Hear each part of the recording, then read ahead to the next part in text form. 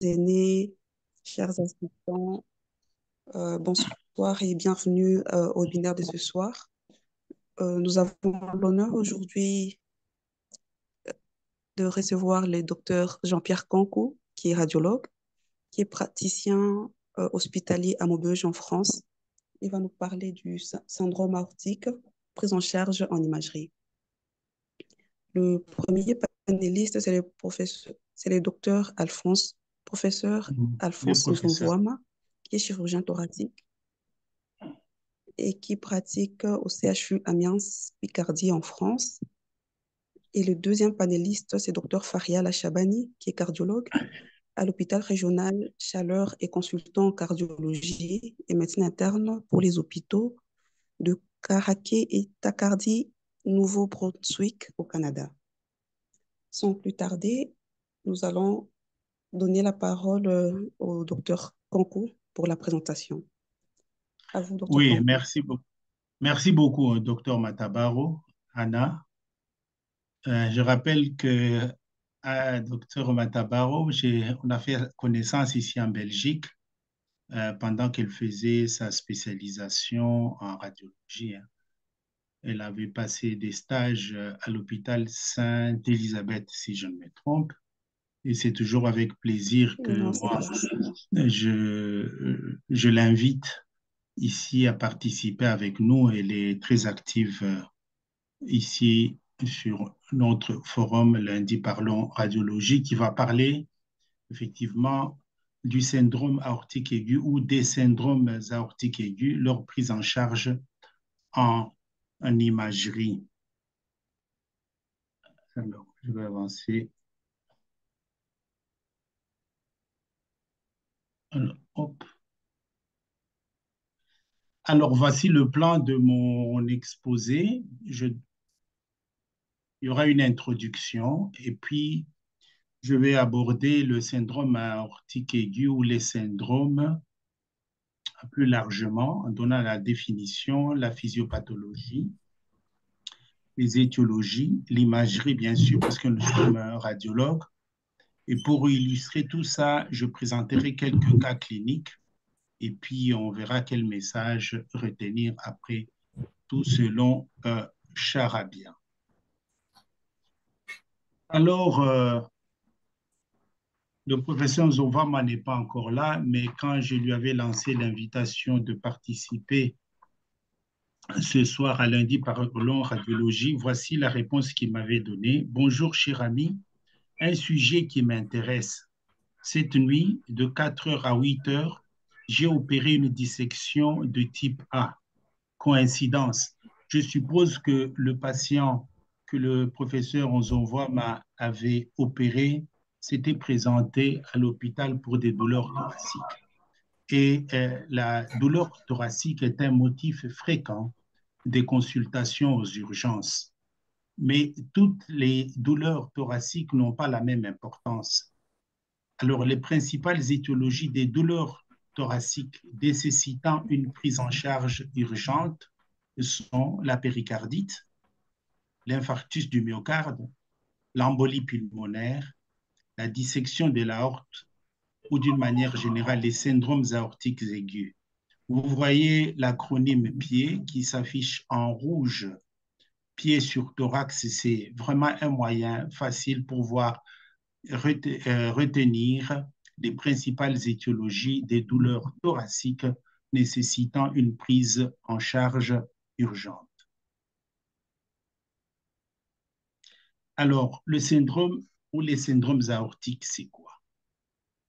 C'est l'apparition soudaine d'une douleur thoracique ou dorsale causée par une maladie aortique. En fait, il s'agit de trois entités liées entre elles, à savoir l'hématome intramural, l'ulcère athéromateux pénétrant et la dissection aortique. Je vais déplacer ça, ça me gêne. Alors, toutes ces trois entités exposent au risque de rupture aortique. Là, c'est ça le gros problème. On doit vraiment être attentif à ça. Hop. Avant d'aller plus loin, voici un petit rappel de l'anatomie de la paroi aortique. La paroi aortique est composée de trois tuniques, comme vous le savez, l'intima, la média et l'adventice. L'intima elle-même est composée des cellules endothéliales qui sont en contact avec le flux sanguin circulant. Et puis, vous avez ici en bleu la limitante interne et là, la limitante externe. Entre les deux, vous avez la deuxième tunique, la média, qui elle est composée des cellules musculaires lisses, et l'adventice, quant à elle, est composée des, de tissu conjonctif. Je vous présente ici un graphique qui illustre la relation entre ces syndromes aortiques aigus. Vous avez ici un ulcère, à partir d'un ulcère aortique pénétrant, un hématome un hématome intramural peut se constituer et évoluer vers une dissection de l'aorte. Ou à partir de cet ulcère pénétrant, l'ulcère pénétrant peut évoluer vers une dissection incomplète, puis une dissection classique. Mais vous voyez qu'on ne peut pas faire marche arrière à partir d'une dissection classique, revenir vers un ulcère aortique pénétrant. Et toutes ces trois entités ont comme complication ultime une dissection aortique. Alors, vous allez me dire, qu'est-ce qui cause tout cela? Il y a deux groupes de facteurs qui peuvent causer, n'est-ce pas, expliquer l'apparition l'apparition d'un syndrome, des syndromes aortiques aigus. D'une part, les facteurs d'altération de la résistance de la paroi aortique. Ici, il y a d'abord l'âge. L'âge supérieur à 50 ans, à plus de 50 ans, on peut avoir une aorte athéromateuse. Chez des patients de moins de 50 ans, il faut rechercher des maladies génétiques, par exemple le syndrome de Marfan. Dans ces maladies, ce sont des maladies qui touchent le tissu conjonctif élastique. Ils touchent le tissu conjonctif élastique. Et ce qui expose, n'est-ce pas, à la dissection, c'est la nécrose médiale kystique. Ça fragilise la paroi. Et voilà, donc il faut rechercher chez les patients de moins de 50 ans une maladie génétique, une malformation de l'aorte du type bicuspidie aortique, parce que normalement, la valve aortique est tricuspide. Mais en cas de bicuspidie, cela expose, n'est-ce pas, à l'installation, au syndrome aortique. La grossesse est un facteur qui peut favoriser ce syndrome de par l'imprégnation hormonale, de par le flux lui-même. Il faut savoir que 50% des dissections aortiques chez la femme surviennent pendant la grossesse. Alors, les facteurs d'augmentation du stress pariétal, en premier lieu, nous avons l'hypertension artérielle. C'est très important, je l'ai mis en rouge, parce que c'est vraiment le facteur le plus important. À côté de ça, il y a la dilatation de l'aorte avec amincissement pariétal, la coarctation de l'aorte, l'hypoplasie de la crosse aortique ou de l'arche aortique. Il y a les causes iatrogènes au cours d'une chirurgie cardiaque et bien entendu le traumatisme. Alors, nous, radiologues, qu'est-ce que nous avons? Quel est l'objectif de la radiologie? L'objectif de l'imagerie est de confirmer le diagnostic des syndromes aortiques aigus, de classer les lésions pour orienter la prise en charge et exclure, bien entendu, les pathologies qui ont une sémiologie voisine, ou même préciser le diagnostic. Alors, quels sont les outils dont nous disposons pour pouvoir atteindre ces objectifs? Nous avons la radiologie standard, radiographie du thorax, l'échographie transthoracique, l'échographie transœsophagène, le scanner. Le scanner, c'est la méthode de choix pour faire le diagnostic des syndromes aortiques aigus. De par sa disponibilité immédiate, le temps d'acquisition qui sont rapides, et puis Le scanner vous offre une représentation anatomique bien précise de l'aorte et des lésions dont nous sommes en train de parler. L'IRM n'est pas préconisé dans un contexte des urgences parce que le temps d'acquisition est long et puis il y a une difficulté à fournir des soins pendant la procédure. Donc, l'IRM est à envisager pour le suivi des syndromes aortiques aigus. Alors, l'objectif de l'imagerie, j'ai dit, c'est confirmer le diagnostic. Quel diagnostic? L'imagerie doit vraiment préciser, dire avec certitude s'il s'agit d'une dissection de l'aorte, comme le montrent ces images. Vous avez la lumière aortique qui est divisée en deux.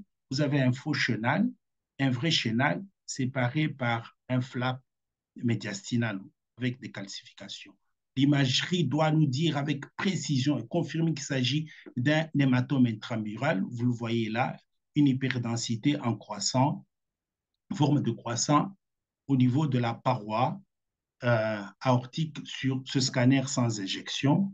Et c'est l'imagerie qui doit aussi nous confirmer avec précision qu'il s'agit d'un ulcère athéromateux pénétrant.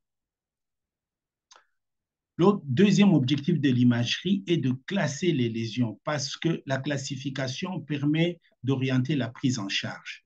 Vous avez ici la classification de Stanford.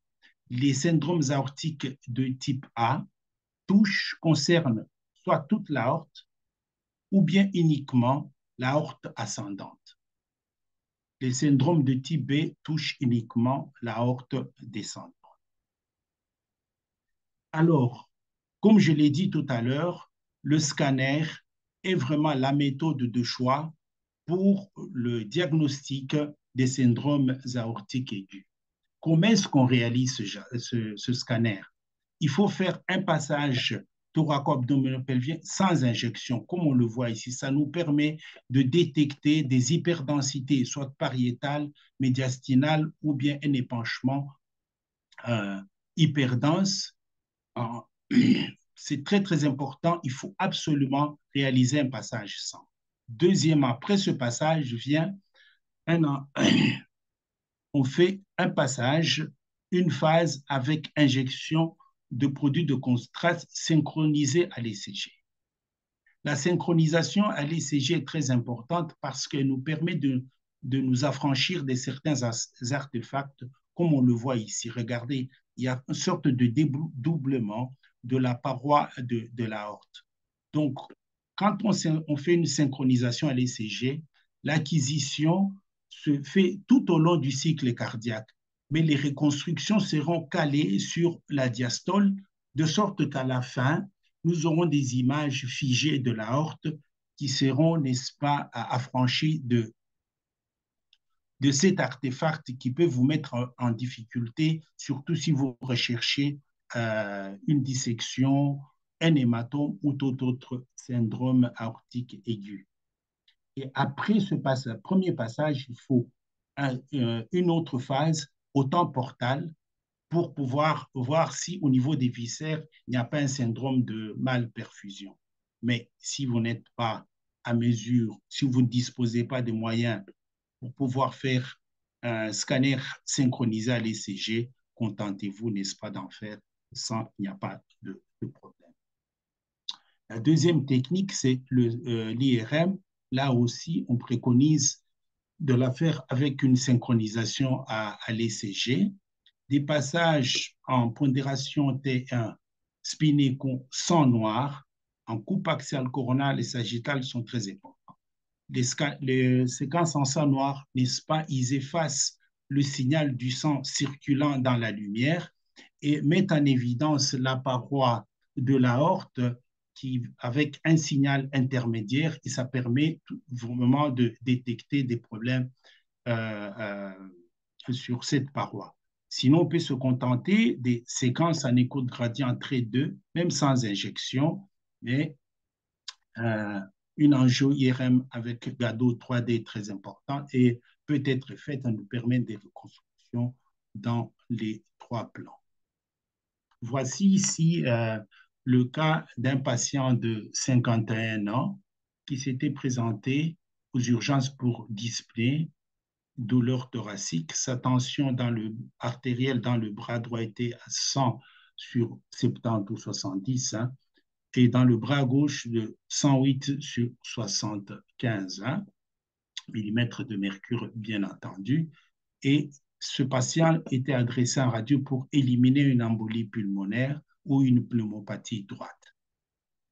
Avant ça, une radiographie de thorax de face était réalisée. On regarde dans les parenchymes ménariens, élargissement de la silhouette cardiaque. Mais on a mesuré, on voit que le médiastin ici était élargi à plus de 8 cm.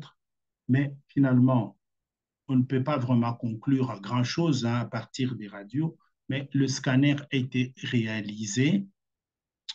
Je vais vous défiler les images.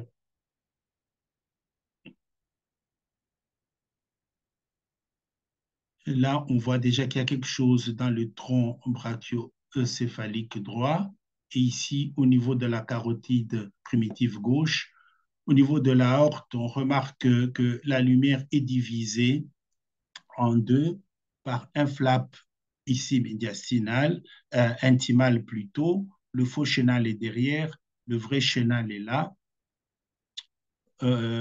Continuez à regarder. Vous allez vous rendre compte que cette dissection va s'étendre au niveau de l'artère mésentérique supérieure. Je vais arrêter, vous montrer les images sélectionnées. Hop, ça bloque un peu.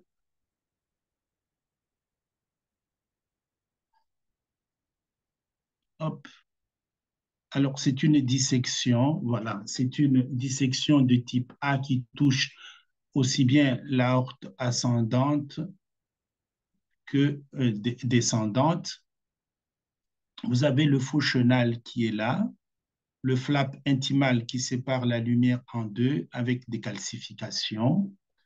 Ici, le vrai chenal est là, le vrai chenal est ici, le vrai chenal est là. Vous avez le flap intimal qui se raccorde au faux chenal par un angle aigu. On avait big sign comme dans les occlusions intestinales, big sign.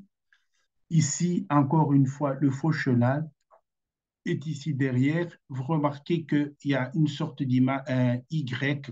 Ça, c'est le signe du Mercedes-Benz qui permet de faire la différence, de distinguer le vrai chenal du faux chenal. Et chez ce patient, la dissection s'étendait au tronc brachiocéphalique et à la carotide primitive gauche, comme le montre cette image. Et plus loin, la dissection s'étendait à l'artère mésentérique supérieure. Et à ce niveau, vous voyez la vraie lumière qui est beaucoup plus dense que la fausse lumière. Elle est même plus petite. Je rappellerai, je développerai cette sémiologie plus tard. Donc, il s'agit d'une dissection de l'aorte. Dans une dissection de l'aorte, le sang pénètre dans la paroi à travers une lésion de l'intima et crée une fausse lumière ou un faux chenal qui est séparé de la vraie lumière par un flap intimal. L'extension à l'adventice avec rupture est vraiment exceptionnelle. C'est une pathologie grave avec un taux de mortalité de 8% pour les dissections de type A sans traitement pendant les 6 premières heures. Et cette mortalité peut atteindre 50% au bout de 48 heures s'il n'y a pas de traitement. Et d'ailleurs, la dissection de l'aorte représente la majorité des syndromes aortiques avec une incidence de 5 à 25 nouveaux cas par million d'habitants en France.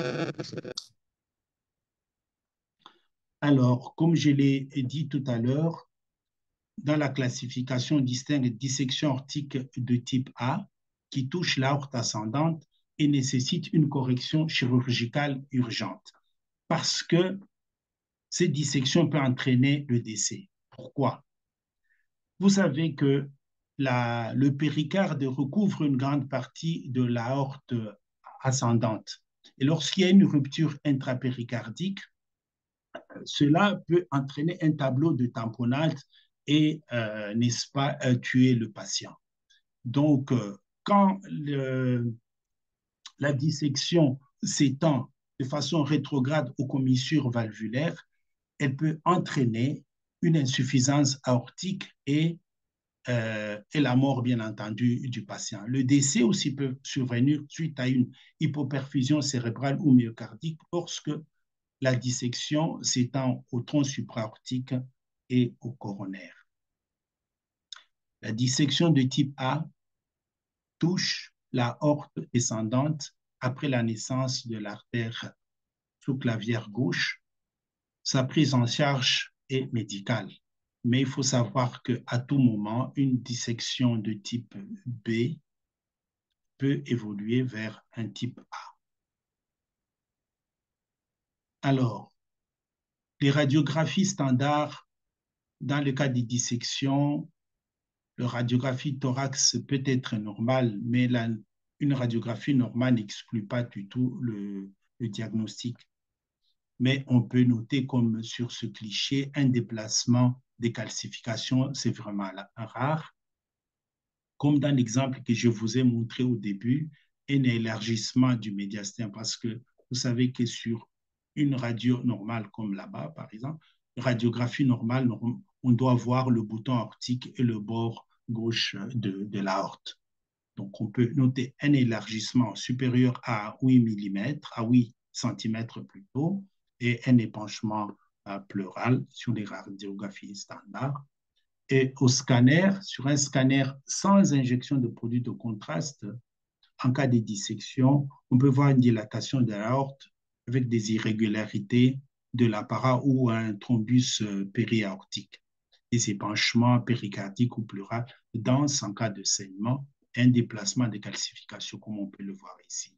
Ce qui est intéressant, c'est la phase après injection de produits de contraste où on va reconnaître, comme vous le voyez là, un flap intimal qui sépare donc l'aorte en deux lumières, une vraie lumière et une fausse lumière. Et d'une manière générale, pas d'une manière générale, en tout cas, la vraie lumière est toujours en continuité avec la valve aortique.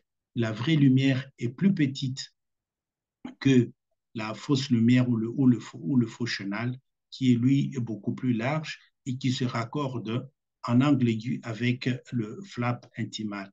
On peut retrouver là-dedans, dans le faux chenal, des images en toile d'araignée, ce qu'on appelle le cobweb sign.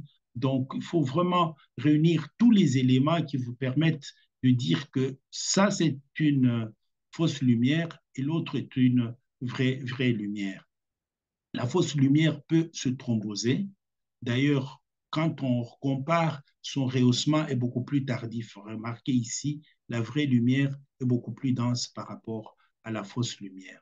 Cette fausse lumière peut comprimer la vraie lumière et entraîner, n'est-ce pas, un syndrome de malperfusion. À l'IRM, le signal dépend de plusieurs facteurs, dépend du flux sanguin. Le thrombus lui-même, son signal dépend de l'âge de sa composition.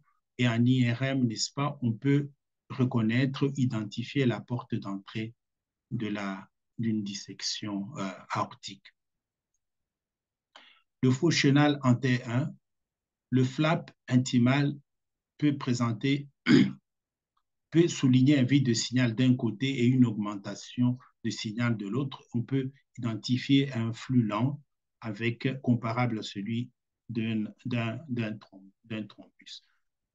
En T2 écho-gradient, comme ici, le flap intimal peut être un hyposignal ou un signal intermédiaire par rapport à l'hypersignal du sang dans la lumière. On peut reconnaître en T2 aussi le site de réentrée qui est détecté par un signal faible. Ici, vous voyez, c'est comme au scanner, Ça, c'est une image en T1 sang noir. Bon, vous voyez que le signal du sang est vraiment effacé. Le flap est ici. Et là, c'est une IRM avec injection en 3D. Le flap intimal est là, la fausse lumière et la vraie lumière qui est là devant. En échographie, moi, je ne la pratique pas, mais j'ai déjà vu une dissection de l'aorte où vous avez le flap intimal qui est ondulé, qui bouge à l'intérieur de la lumière. Ici, c'est le faux chenal et là, le vrai chenal. L'échographie peut identifier, elle aussi, le site d'entrée. Il peut reconnaître le thrombus dans le faux chenal. Il peut identifier des épanchements ou l'épanchement péricardique, mais attention aux faux positifs dus à la présence de calcifications sur le flap intimal. Au Doppler couleur, on peut voir, n'est-ce pas, un flux dans le faux chenal. Le Doppler couleur, en Doppler couleur, on peut aussi reconnaître facilement la plaie intimale et même savoir s'il y a ou pas une insuffisance aortique. Ceci dit, il faut faire attention, faire le diagnostic différentiel entre une dissection et un anévrisme thrombosé. Un anévrisme thrombosé, vous verrez que l'aorte et la lumière sont larges. Un hématome intramural, dans un hématome intramural, il n'y a pas de flap intimal comme je vous ai montré tout à l'heure. L'ulcère athéromateux pénétrant, là, vous savez que c'est une perforation pariétale sur une plaque ulcérée. Ceci m'amène à présenter un deuxième cas. Il s'agit d'une dame de 73 ans ou 73 ans qui s'était présentée pour fièvre, douleur abdominale, une anémie. Sa tension était de 141 sur 89 et on nous l'a envoyé pour éliminer un foyer infectieux. Alors, on réalise un scanner. Je peux défiler les images. Vous voyez qu'il y a une hyperdensité pariétale avec calcification. Je vous le montrerai bien sur les images clés sur la diapositive qui va suivre. Et ici, après injection, on identifie, n'est-ce pas, une image hypodense pariétale avec calcification. Il s'agit d'un hématome de la paroi. Il est bloqué.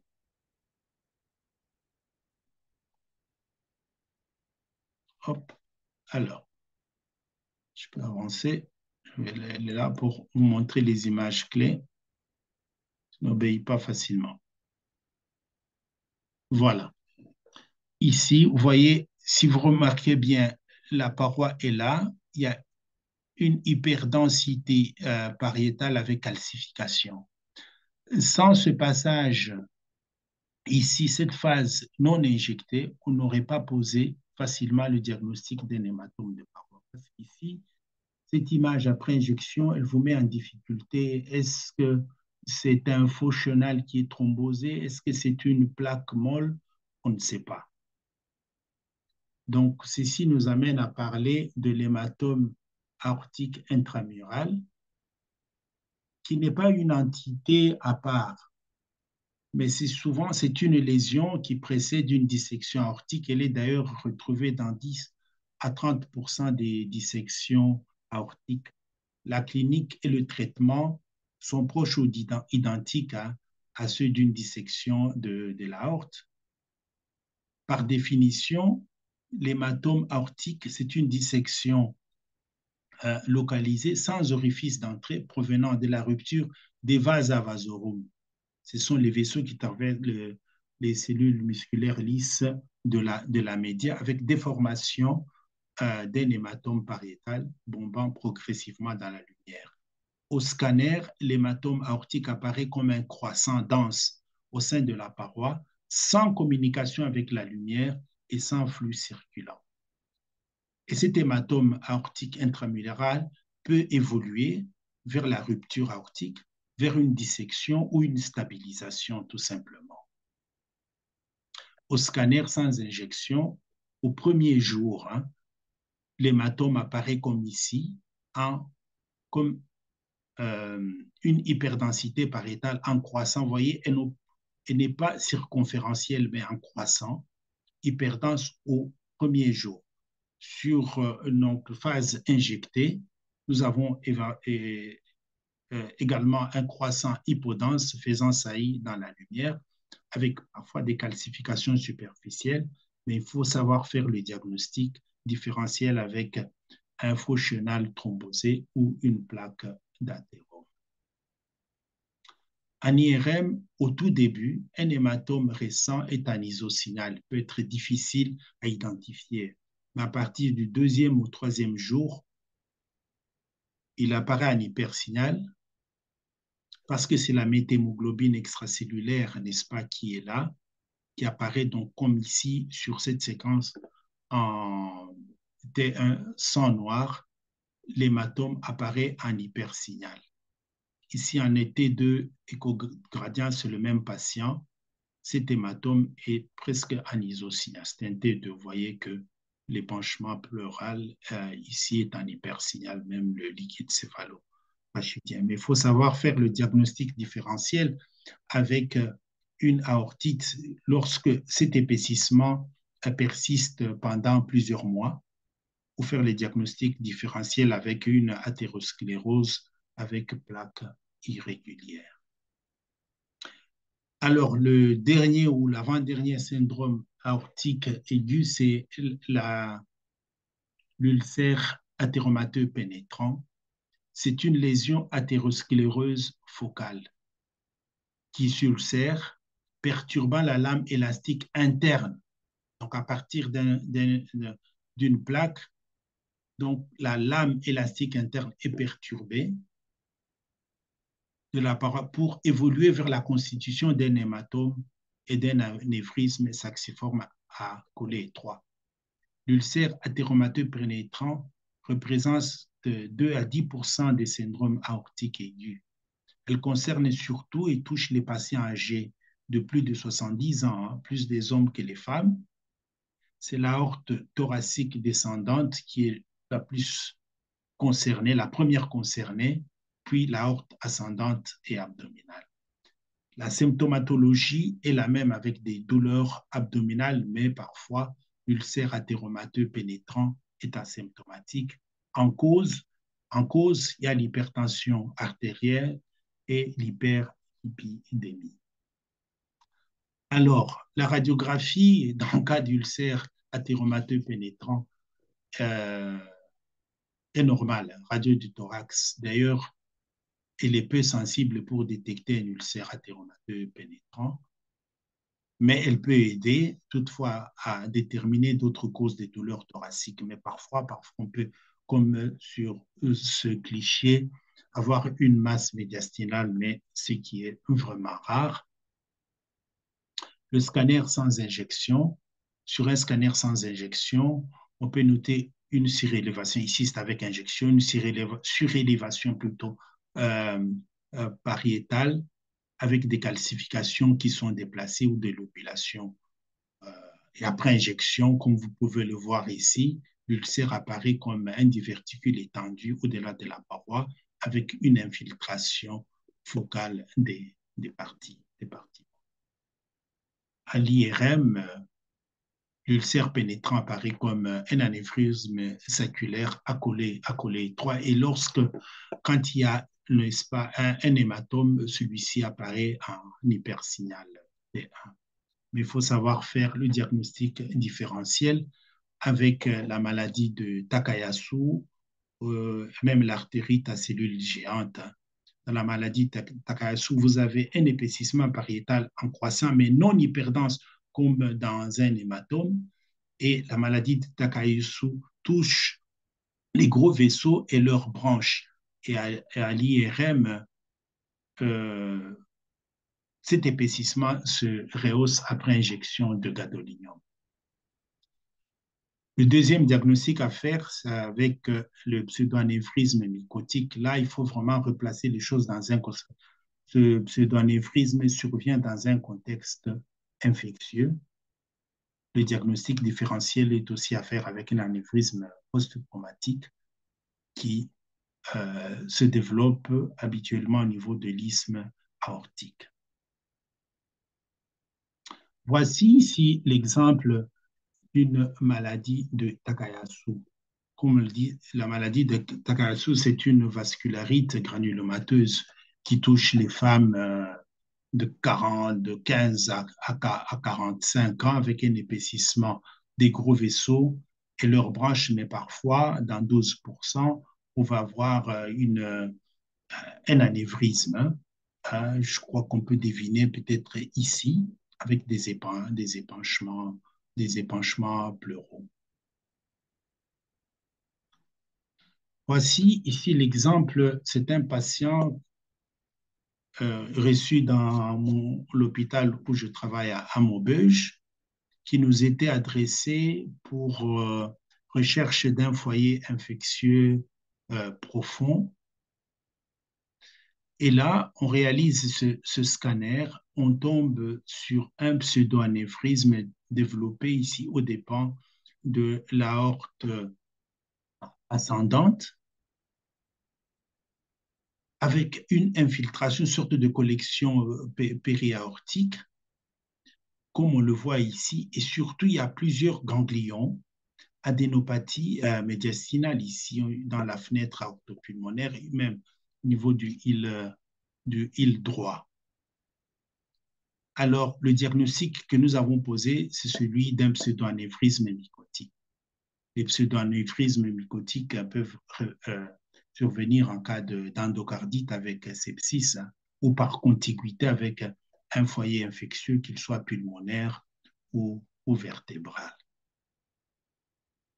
Alors, que ce soit la dissection aortique, l'hématome intramural, l'ulcère pénétrant, toutes ces entités ont comme complication ultime une rupture aortique.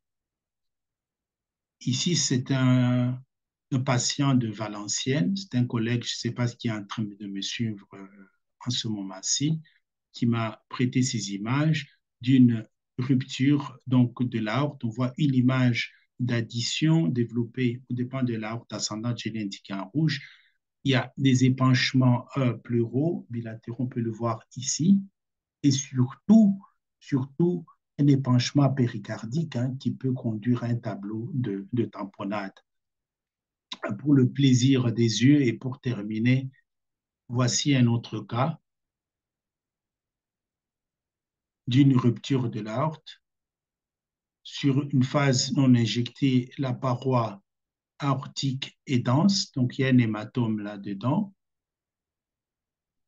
On le voit là. Surtout un épanchement péricardique spontanément dense et même pleural, vous voyez ici. Sur la phase avec injection, on retrouve un épanchement pleural gauche, un épanchement péricardique, un épaississement pariétal. Je vais arrêter ici l'image, la figer. Remarquez que l'aorte chez ce patient, le scanner a été réalisé, a été synchronisé à l'ECG. Il n'y a pas d'artefact de mouvement. L'artefact de mouvement est dû à la pulsatilité, n'est-ce pas, de l'aorte au cours du cycle cardiaque. Mais comme chez ce patient, les choses étaient bien faites, on ne voit pas cet artefact de. Alors, ceci étant dit, je ne sais pas depuis combien de temps je parle, vous pouvez vraiment oublier tout ce que je dis si vous voulez, oublier tout ce que je dis et ne retenir que ceci. Ne retenir que ce qui se trouve sur ce dia. Les syndromes aortiques aigus, c'est 3 entités, à savoir l'hématome intramural, l'ulcère athéromateux pénétrant et la dissection de l'aorte. Et toutes ces entités expose le patient au risque de rupture aortique. Le scanner est l'examen de choix pour le diagnostic des syndromes aortiques aigus. L'IRM est préconisé pour la surveillance des patients qui ont un syndrome aortique aigu. La prise en charge est chirurgicale pour les syndromes aortiques aigus de type A et médicale pour les syndromes aortiques de type B. Voilà, je vous remercie pour votre attention.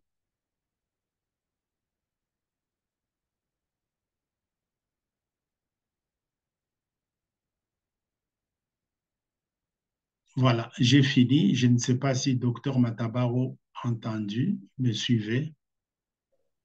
Oui, elle a disparu. Je suis là, docteur. Non, non, je suis là sous un autre nom.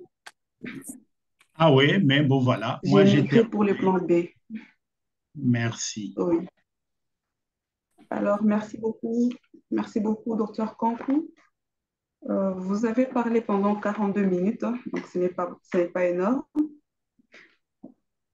Euh, Merci pour un exposé clair, concis, précis, avec des cas cliniques vraiment didactiques. Ça, c'était la série sur le gâteau. Sans plus tarder, nous allons inviter un des panélistes de prendre la parole.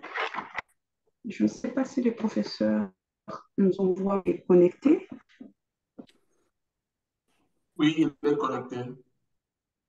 Mais je pourrais présenter la Oui, partie clinique.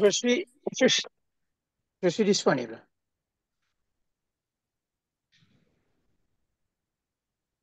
Bonjour à tous, je ne sais pas si vous Vous avez m'entendez, la c'est parole, Alphonse professeur. Nzongoima. Et, bonsoir à On tous, vous c'est entend. Alphonse Nzongoima.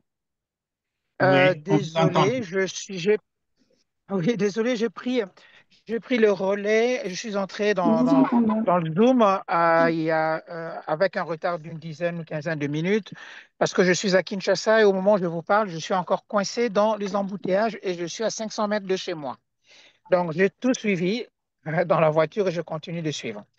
J'ai en tout cas, je pense, suivi l'essentiel de l'exposé du docteur Kankou, que je remercie pour la clarté et pour le côté didactique et pratique, parce que je pense que dans le forum, il n'y a pas que des médecins chevronnés qui ont vu 400 000 dissections ou hématomes intramurales de l'aorte, mais il y a surtout des jeunes qui sont là pour apprendre. Euh, et ce, d'autant que je suis à Kinshasa, même si je travaille en France, mais je viens régulièrement ici, et je dois dire que ce diagnostic est méconnu dans la plupart des cas. Parce que simplement, faisons un raisonnement, comment on peut se poser la question pour un pays où l'hypertension artérielle est un véritable fléau, et pour vous donner un exemple, plusieurs études concordantes ont montré que la prévalence de l'hypertension artérielle était d'environ 17% chez des jeunes qui sont au lycée, donc des jeunes qui sont à l'école secondaire. Et donc, cette prévalence ne fait que s'augmenter avec l'âge. Et comment se fait-il que qu'on n'ait pas beaucoup de cas de dissection aortique, sachant que l'hypertension artérielle est la première cause de survenue par exemple, d'une dissection aortique. Mais la réponse est simple, c'est la méconnaissance du diagnostic.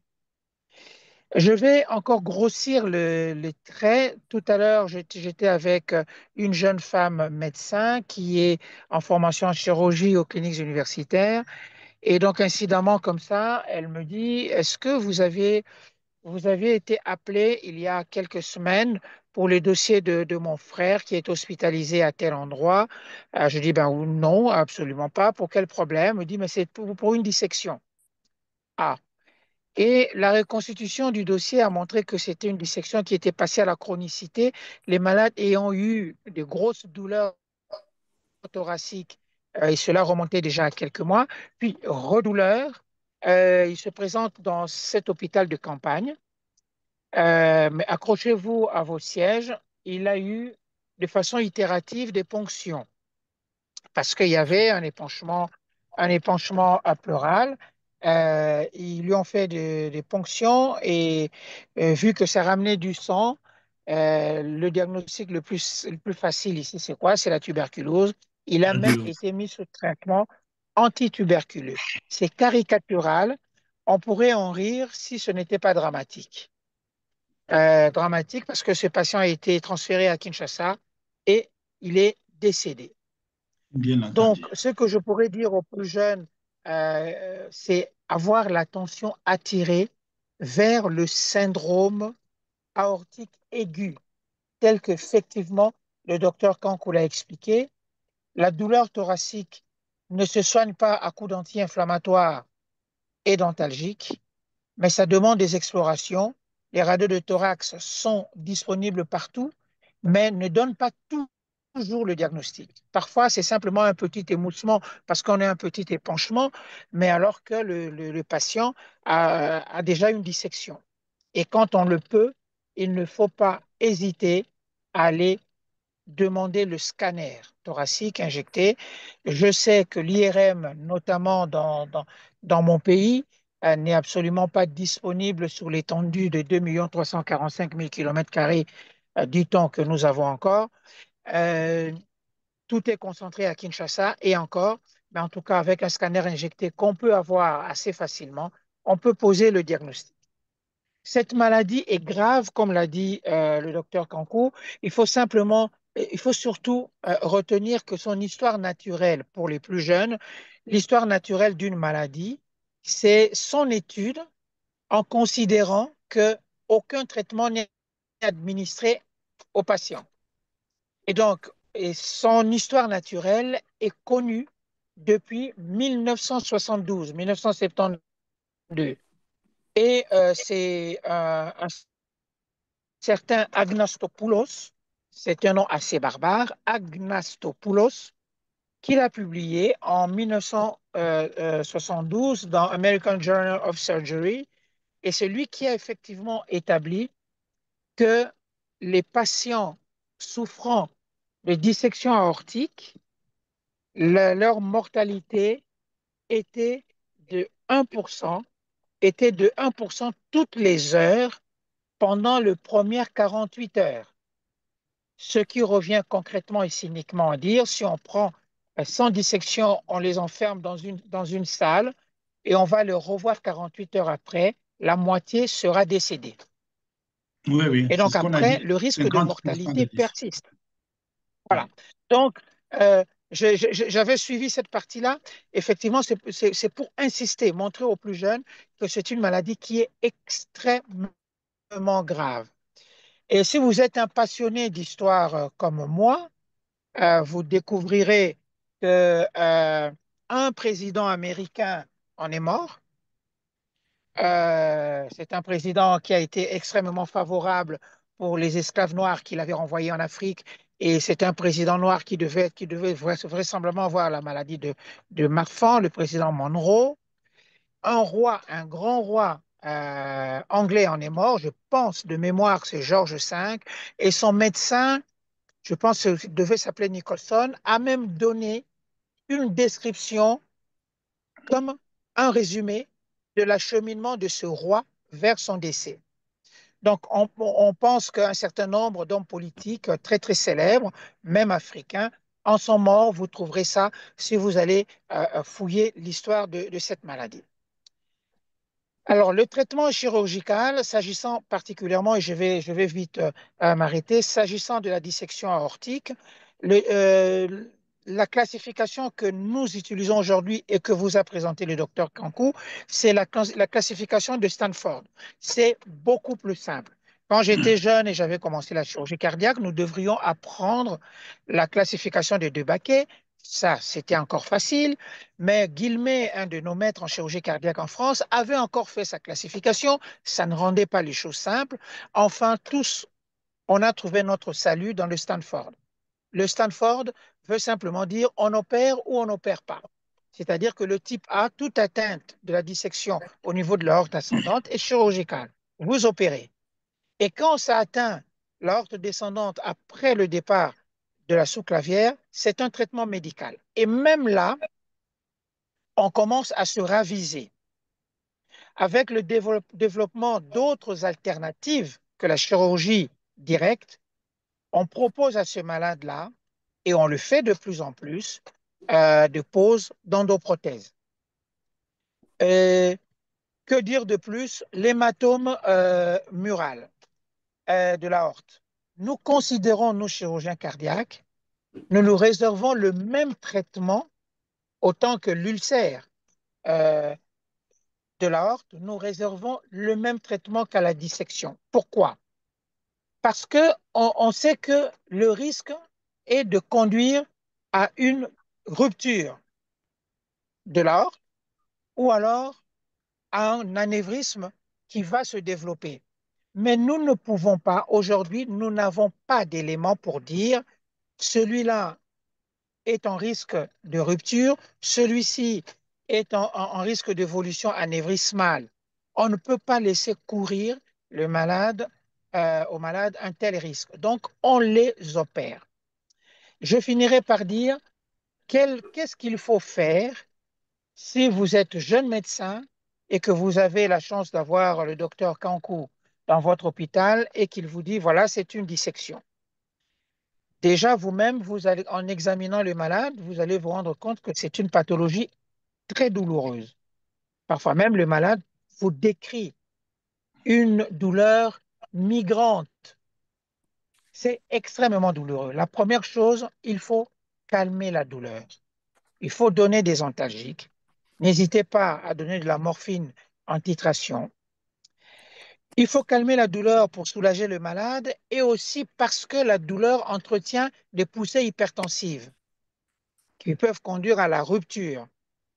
Donc, traitement antalgique, il faut mettre le malade tout de suite sous bêta-bloquant. Et pourquoi bêta-bloquant? Parce que les bêta-bloquants diminuent l'hyperkinésie cardiaque et ralentissent le cœur en assurant la même fonction cardiaque. Il faut mettre le patient au repos et si vous avez un service de chirurgie cardiaque, rapidement l'adresser en chirurgie cardiaque. Et enfin, il faut retenir, et le docteur Kankou l'a dit, j'insiste là-dessus, les malades, notamment avec dissection aortique, il n'y a que, en général, 3 causes de mortalité immédiate. Soit c'est la tamponnade parce qu'il y a une accumulation de liquide dans le sac péricardique qui comprime les cavités cardiaques. Deuxième cause, surtout sur l'aorte ascendante, c'est le décrochage de la valve aortique qui va être à l'origine d'une insuffisance aortique violente, brutale, dans un ventricule gauche qui n'y est pas préparé. Enfin, troisième cause, c'est la rupture de l'aorte qui ne laisse en général pas beaucoup de temps, sauf si c'est comprimé, comme on a vu sur le scanner qui nous a montré. Enfin, il peut y avoir effectivement, comme quatrième cause qui arrive, des problèmes d'infarctus. Ça peut être un infarctus myocardique parce que dans le décrochage de la valve aortique, dans le valsalva, ça peut entraîner un décrochage d'un ostium, donc du départ de coronaire, et les malades arrivent avec des signes même d'insuffisance, d'infarctus du myocarde. Il faut toujours, toujours bien examiner les malades. Il est arrivé, j'en ai déjà témoin, qu'un jeune interne ait thrombolysé un malade parce qu'il avait vu des signes de ST+, en latéral et en inférieur. En fait, ce n'était pas un infarctus, mais c'était une dissection. Ça peut donner aussi un infarctus cérébral. L'infarctus cérébral, c'est simplement un AVC et le malade meurt. Donc, maladie extrêmement grave. En tout cas, bravo et merci beaucoup au docteur Kankou qui nous a fait un exposé très didactique. Et si demain, nous pouvons poser des diagnostics de plus en plus de ces malades-là, particulièrement dans le pays qui est le mien, le Congo, et si aussi demain, mais j'ai bon espoir que d'ici quelques mois, nous pourrons reprendre les interventions sous circulation extracorporelle de façon permanente et régulière, nous sauverons beaucoup de nos citoyens dans un pays où l'hypertension artérielle est un véritable fléau qui atteint surtout des patients jeunes. Merci beaucoup. Excusez-moi si j'ai été un peu long ou dans les redites. Merci Oui. Merci beaucoup, beaucoup, professeur. professeur, pour votre intervention. Vous avez vraiment enrichi ce que j'ai exposé. Et je suis vraiment très content de vous avoir. Vous avez manqué le début. J'avais rappelé ce que vous m'aviez écrit pour répondre positivement à mon invitation à pouvoir participer à ce forum. Vous disiez, bonjour, cher ami, un sujet qui m'intéresse. Cette nuit, de 4 heures à 8 heures, j'ai opéré une dissection de type A. Coïncidence. Voilà, ce sont vos mots. Professeur, merci Oui, beaucoup. effectivement. Oui, pour donner la suite de ce malade-là, il est sorti, il est chez lui, il va bien. D'accord. Mais j'aimerais savoir, peut-être vous poser déjà une question. Est-ce que vous remplacez l'aorte ascendante? Comment se font ces genres d'interventions? Parce que, Voilà, pour moi, c'est cela. On attend s'il y a des intervenants qui veulent avoir des précisions, on sera disponible. d'accord, au plus tard.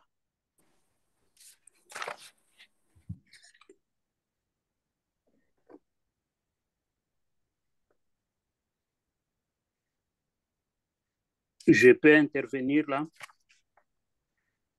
Oui, je pense, on voit déjà votre écran, docteur OK. Richard.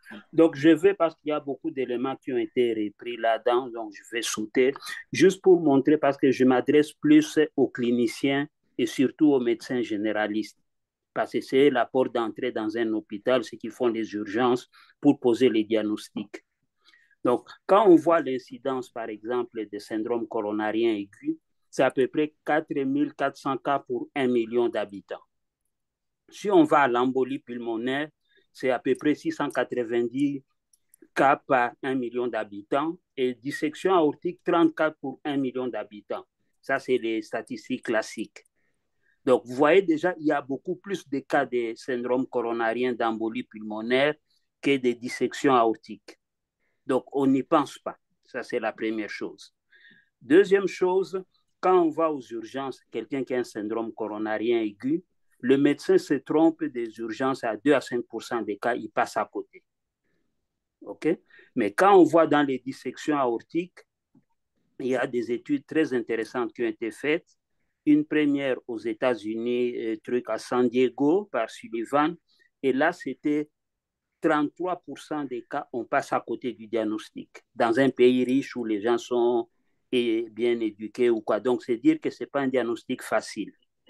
Et en Angleterre, on a fait une étude cette année, là, en 2022, l'étude qu'ils appellent DASH. Là aussi, c'est 34% des cas, on est passé à côté du diagnostic. Donc, on est à 2022 et on passe à côté.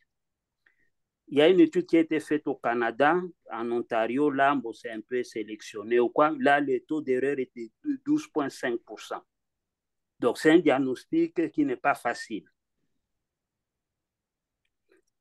Okay. Ça, c'est la première chose.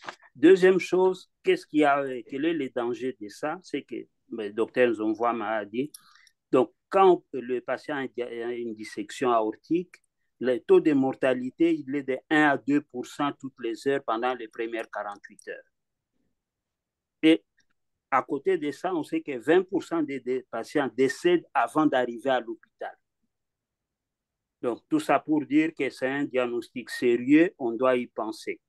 Alors, ce qui était intéressant dans l'étude faite à San Diego, qu'est-ce qu'ils avaient remarqué? Donc, les médecins généralistes, ils posaient les diagnostics seulement 43% des cas.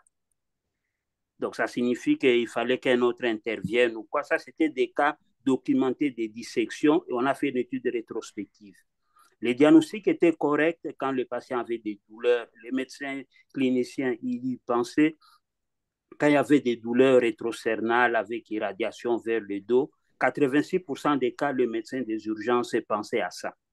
Mais quand il y avait une douleur thoracique limitée, c'est seulement 45% des cas qu'il trouvait les diagnostics. Et si ça s'est présenté comme douleur abdominale, on diagnostic posait seulement 8% des cas. Donc, une dissection peut se présenter sous forme de douleur abdominale et on n'y pense pas. Tout comme on peut avoir dans des syndromes de malperfusion, c'est une dissection des artères mésentériques ou quoi, quelqu'un peut avoir des rectorragies. Et élément encore plus important, on peut avoir des dissections atypiques ou silencieuses. Et ça, on a retrouvé 11% dans les les registres des dissections aortiques qui ont été faites dans 11 pays avec 20 centres, 11% des dissections n'ont pas de douleur. Parce qu'on insiste souvent sur la douleur, mais on peut ne pas avoir de douleur. Comment y penser? C'est chercher d'abord les facteurs de risque. Et puis, on a un tableau qui ne colle pas. Tu as quelqu'un qui a une ischémie d'un membre inférieur sans raison, une différence de tension entre les deux bras, tu as un soufflet aortique. Donc, il y a tous ces éléments-là. Pourquoi c'est important de savoir? Parce que, comme le docteur Nzonvoa m'a dit, le traitement, c'est la chirurgie. Et même quand on opère ces patients-là, quand on regarde leur survie par rapport à ceux qui n'ont pas été opérés, le taux de décès est élevé. Par exemple, dans les types A, à 5 ans, survie seulement de 50 à 80%. Et quand ça, c'est dans les types B. Dans les types A, on est encore moins. Et à 10 ans, la survie est encore abaissée par rapport à quelqu'un de normal. Qu'est-ce que ça donne comme message? Même si mon patient a été opéré, il faut un suivi. Et le suivi, c'est faire le scanner ou bien MRI. Le suivi, ce n'est pas par l'échocardiographie. L'échocardiographie, dans les diagnostics, on les fait seulement chez les patients qui sont instables. Je vais faire l'échographie transthoracique pour voir la racine, juste la racine aortique, est-ce que la valve elle est correcte, est-ce qu'il y a une tamponnade, comment est la fonction. Le transthoracique n'explore pas toute l'aorte. Le transœsophagien, c'est un examen qui est bon, mais le problème, c'est opérateur dépendant. Et puis, il y a des zones qu'on n'explore pas. Les zones qu'on n'explore pas, c'est la fin de au niveau de la crosse aortique. On ne les voit pas, c'est une zone aveugle, ou bien la fin de l'aorte ascendante et le début de l'aorte descendante. Mon échographie transœsophagienne, je ne verrai pas. Donc, il y a des limitations. OK. Le syndrome coronarien, parfois le patient peut se présenter avec donc, la radiographie, l'élargissement des médiastins. Ce n'est pas toujours le cas. Donc, sans douleur, 11% des patients, douleur thoracique 82, ça peut être premièrement syncope. Syncope, ça, des réactions vagales à cause des trucs, ou bien juste il y a une tamponnade à cause de la dissection qui a fait une tamponnade.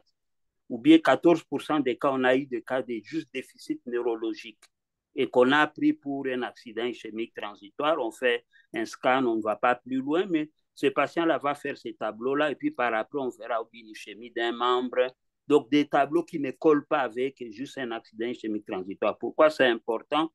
Parce que si, par exemple, il y a 1 à 2% des patients qui peuvent faire un infarctus avec élévation du segment ST. Et c'est souvent un infarctus inférieur. Donc, si j'ai un patient infarctus inférieur, de grâce, écoutez le cœur pour être sûr qu'il n'y a pas un souffle aortique. Si j'ai un souffle aortique, pensez à une dissection. Si vous thrombolisez ou bien vous donnez les anticoagulants, vous tuez les patients.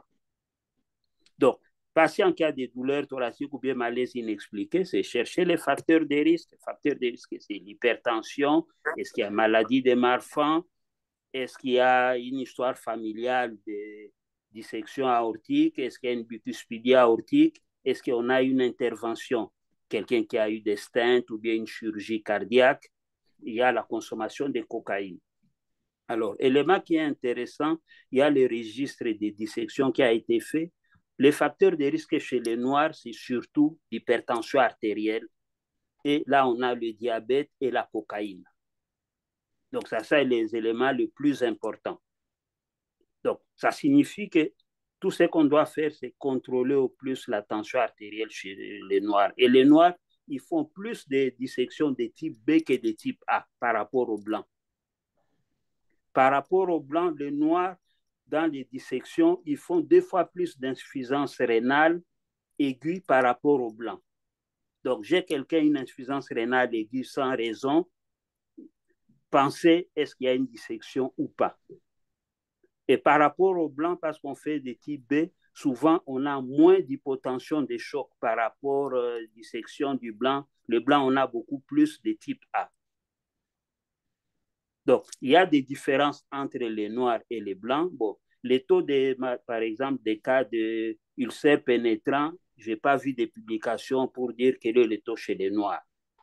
Bon, on sait qu'il y a des ulcères pénétrants chez des personnes au-delà de 70 ans, Donc, il y a l'âge, il y a l'athérosclérose classique. Il n'y a pas non plus de publications chez les Noirs pour connaître les taux d'hématome intramural. Par exemple, l'hématome intramural, on en a beaucoup chez les Asiatiques.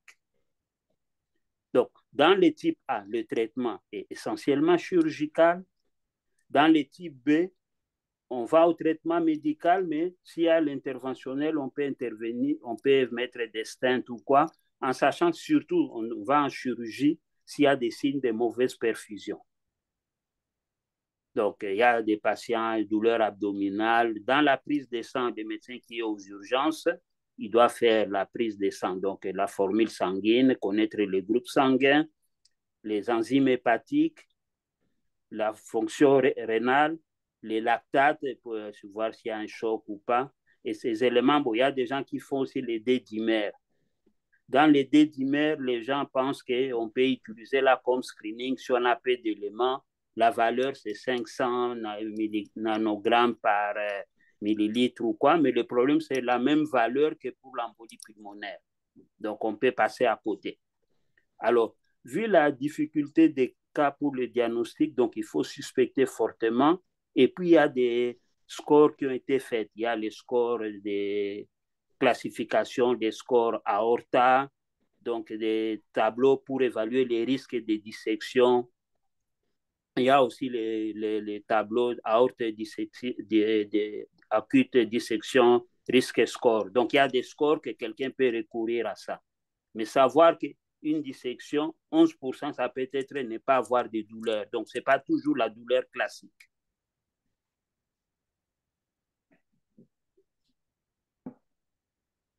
Dans le traitement, l'élément important, donc, c'est traitement le plus tôt possible. Objectif du traitement, tension artérielle systolique entre 100 et 120 mm de mercure et avoir dans les 30 minutes.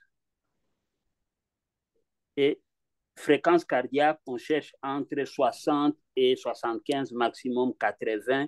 On doit atteindre ça dans l'heure. Et calmer la douleur. Calmer la douleur, c'est quoi? C'est la morphine. Parce que si le patient est souffrant, il y a une décharge de catécholamine, donc tu aggraves ton cas. Tout comme si tu ne contrôles pas la tension, tu aggraves le cas. C'est la même chose s'il est tachycarde. Donc, traitement des choix, on commence par les bêta-bloqueurs. Et les bêta-bloqueurs qu'on a le plus utilisés, c'est le Trendat. Mais on peut aller à l'esmolol. Si ça, on ne parvient pas à avoir ces valeurs cibles, là, on peut ajouter soit les niprides, soit les nicardipines. Quoiqu'il y a des gens qui disent nicardipine, ça stimule le système sympathique, ce n'est pas conseillé. Il y a d'autres qui associent des calcium bloqueurs. Ou bien il y a un bloqueur calcique de 4e génération qui est cher, qu'on peut utiliser la clévipine. Celui-là, il n'est pas tachycardisant. Donc, principe, c'est contrôler la tension artérielle le plus tôt possible et la fréquence cardiaque. Et patient qui arrive à l'examen clinique, donc je cherche l'anamnèse, histoire familiale et compagnie, examen clinique, voir s'il y a une différence de tension entre les deux bas, est-ce que tous les pouls sont présents, est-ce que j'ai un souffle aortique, est-ce que j'ai quelqu'un qui a un épanchement pleural sans raison, pensez à la dissection. Donc, je vais me limiter à ça, bien déficit neuro là inexpliqué ou quoi. Et dans tout ça, le meilleur traitement, c'est la prévention. Or, le problème, c'est l'hypertension artérielle contrôlée au Congo, c'est seulement 15% des patients. Donc, ça signifie qu'il y a un travail à faire auprès des médecins. Et le coût de la chirurgie, si le patient il est hospitalisé, il faut compter à peu près une semaine. Au minimum, souvent ça va à 7 à 10 jours. Il faut compter le coût de l'hospitalisation, alors que si on traite l'hypertension artérielle correctement, en prenant au maximum $200 par mois ou quoi, on est à 2400, mais une intervention pour une dissection, ça va dans les 10 à 15 000 $. Donc, si on explique aux patients, parce qu'on n'insiste pas sur la compliance au traitement et surtout des traitements de l'hypertension, une bonne prise en charge. Chez les Noirs aussi, comme facteur de risque, c'est le diabète. Quand on regarde le diabète au Congo, il n'est pas bien traité et seulement 30% des patients ont un diabète avec tension artérielle contrôlée. Donc, on a beaucoup à faire au niveau de la médecine générale avant de penser à ces gros syndromes-là. Je vais me limiter à ça. Merci beaucoup, docteur Fariala Chabani. Je rappelle que vous êtes cardiologue à l'hôpital régional Chaleur et consultant en cardiologie et médecine interne pour les hôpitaux de Caraquet et Tacardy au Canada. Je rappelle que vous êtes plus adressé aux cliniciens, aux médecins généralistes en particulier, ce qui est très important parce que plus l'examen est bien mené, plus les hypothèses diagnostiques sont précises et plus nous, radiologues, nous savons quoi faire. Maintenant, nous allons ouvrir le débat. S'il y a des questions à poser, c'est le moment. Vous pouvez juste lever la main, on va vous accorder la parole, ou bien écrire dans le chat box et nous allons adresser la question soit au présentateur, soit au panéliste.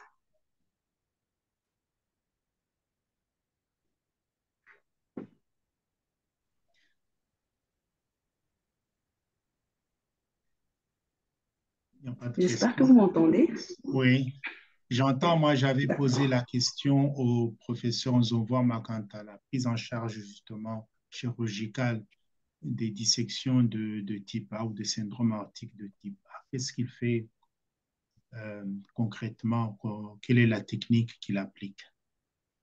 Et puis au docteur Fariala, le cardiologue, je remercie pour son intervention. Est-ce qu'il a déjà pratiqué en urgence, n'est-ce pas, l'échographie pour le diagnostic de dissection dans l'hôpital où il exerce? J'ai un cas que j'ai eu, patient envoyé donc des tracadie là, parce qu'il y a un hôpital périphérique. Il a envoyé en disant syndrome coronarien aigu. Okay? Et il avait commencé les traitements antiplaquettaires, anticoagulants. Et puis quand le patient est arrivé à l'auscultation, j'ai eu un souffle d'insuffisance aortique. C'était des signes d'ischémie, mais le souffle d'insuffisance aortique, ça me paraissait bizarre.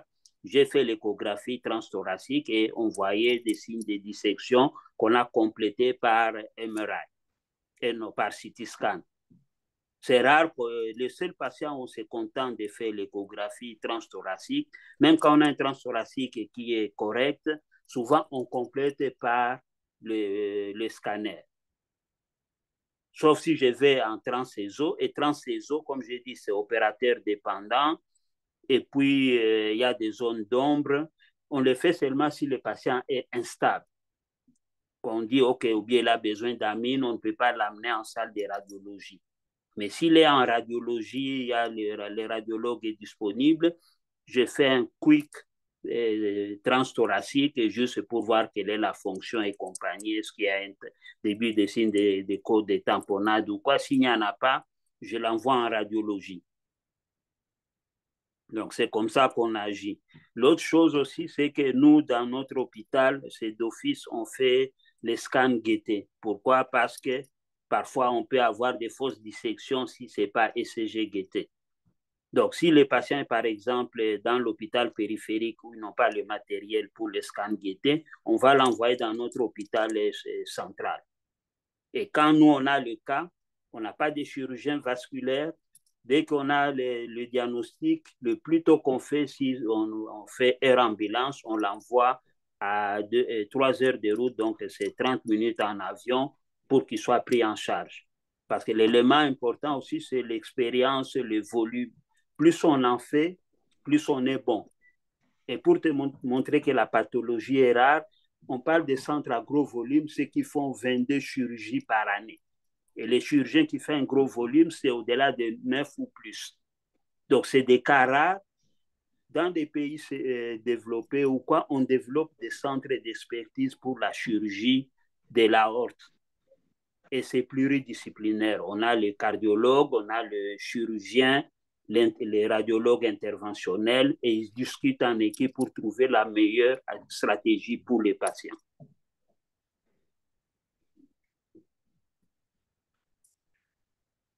Voilà, merci beaucoup. Je ne sais pas si le professeur Zonvama nous a suivis, a écouté ma question. Non.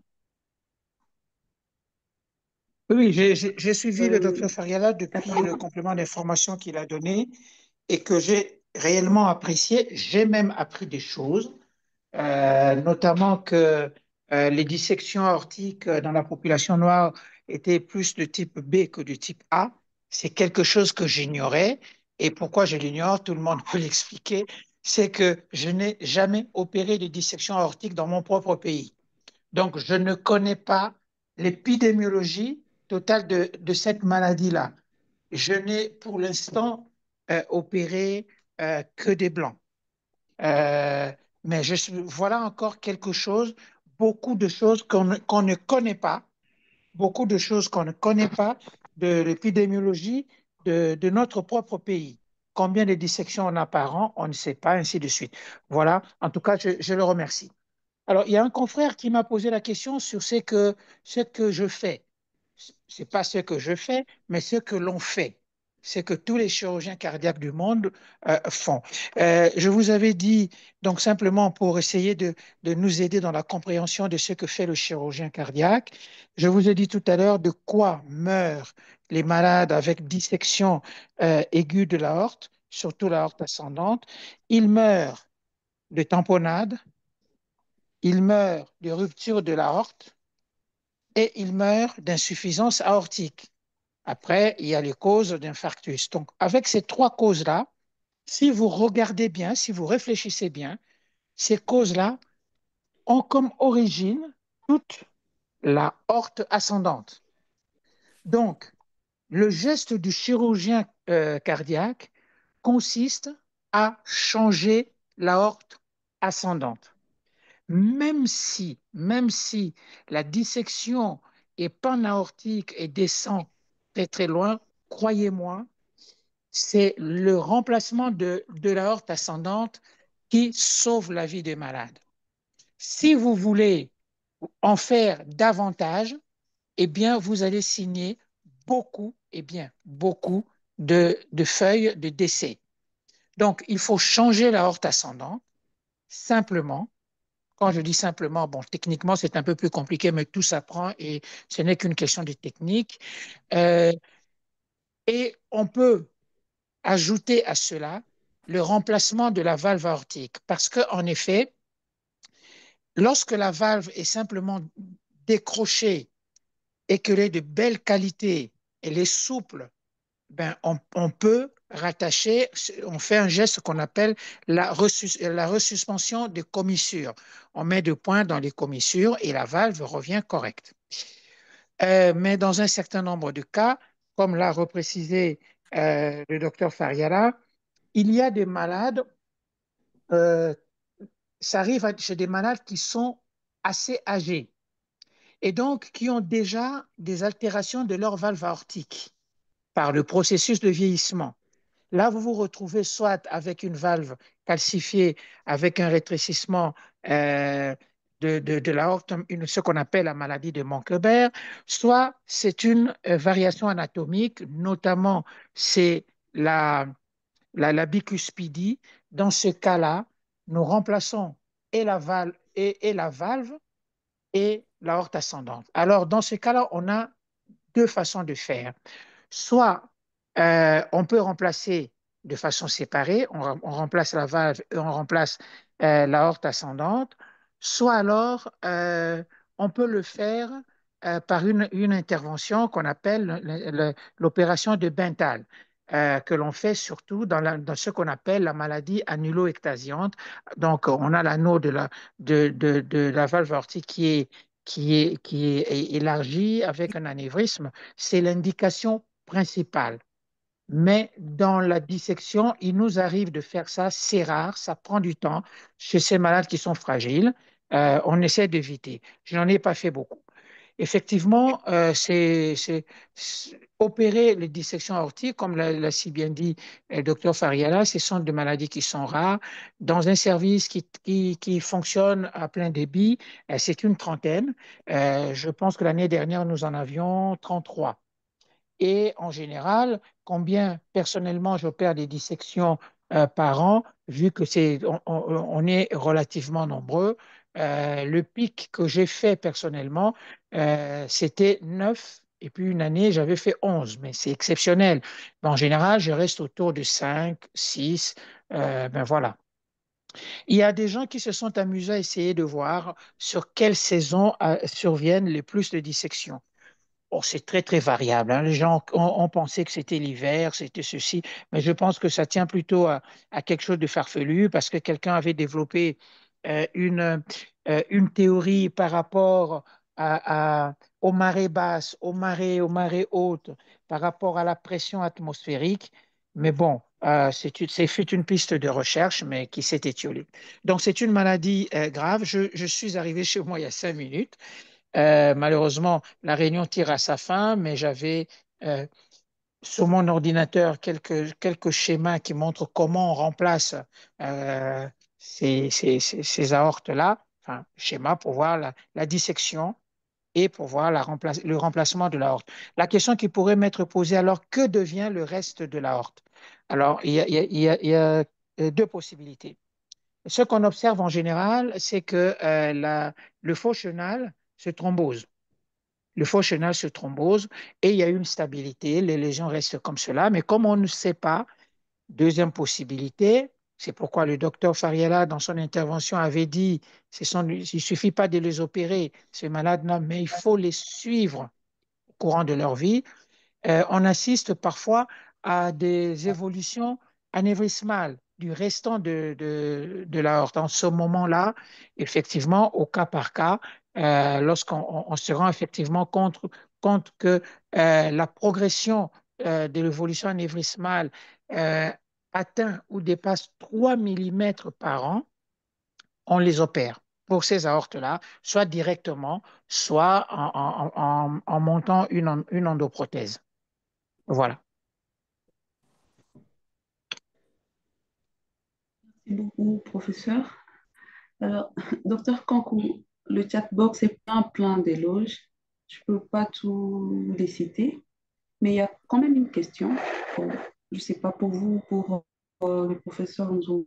Comment classer une dissection étendue de l'aorte ascendante jusqu'à l'aorte descendante et quelle est sa charge? C'est docteur Moudaï Goua qui pose cette question.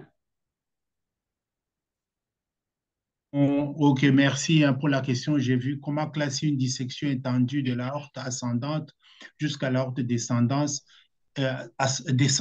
pardon, et quelle est C'est un sa type prise en 1. charge. Je crois que le professeur Zonvoa vient de répondre en partie à cette question concernant la prise en charge. C'est Non, étendu, je non, ne vais il pas parle de revenir. dissection qui part de l'aorte ascendante et qui atteint Oui, l'aorte oui, descendante. Oui, justement. C'est c'est le Effectivement, type, je phénoménal, vais y ça. arriver. Il a répondu pour dire que c'est un type 1. la prise en charge est chirurgicale, je suis en train de répondre, est chirurgicale. Donc là, la classification de Stanford, le type A, la dissection, le syndrome aortique touche soit toute l'aorte ou l'aorte ascendante uniquement. Quand il dit une dissection étendue de l'aorte ascendante, donc de l'aorte ascendante jusqu'à l'aorte descendante ou uniquement l'aorte ascendante de le type A et la prise en charge est chirurgicale. La technique chirurgicale ou comment on fait, le professeur Nzovroma vient de répondre. Donc, voilà. Type A, toute l'aorte ou uniquement l'aorte ascendante. Type B, c'est l'aorte descendante. Et pour le type B, la prise en charge est médicale. Contrôle de l'hypertension, etc. Les cliniciens nous ont largement expliqué, dit comment est-ce qu'on prend en charge ces syndromes aortiques aigus. Voilà, je ne sais pas si c'est clair pour vous, docteur Modaïgua.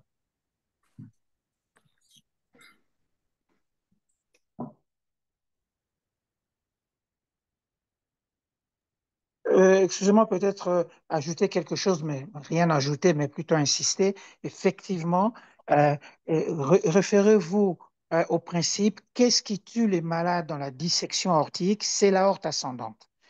Même si la dissection est étendue à toute l'aorte jusqu'aux iliaques, euh, on remplace l'aorte ascendante parce que c'est la mort du malade dans l'immédiat est due à l'aorte ascendante.